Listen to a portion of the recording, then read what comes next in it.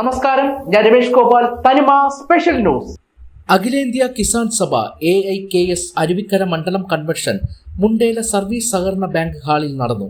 AIKS ജില്ലാ secretary VP Unnikrishnan convention ഉദ്ഘാടനം ചെയ്തു.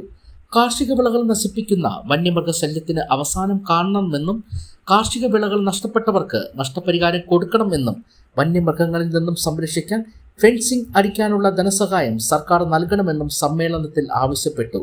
AIKS ജില്ലാ കൗൺസിൽ അംഗം കാവല്ലൂർ കൃഷ്ണൻ നായർ, CPI മണ്ഡലം secretary MS Rasheed, Aruvikkara Vijayan Nair, G Rajeev, Eenchappura Santhu, Uzhamalakkal Sekharan, SA Raheem, M Shaji, Hariharan, Mini Albert, Kidangummal Madhu, Manjusha Anand, panchayat അംഗങ്ങളായ vice president Prateeja, MR Suresh, Vinod Krishnapriya തുടങ്ങിയവർ കൺവെൻഷനിൽ പങ്കെടുത്തു.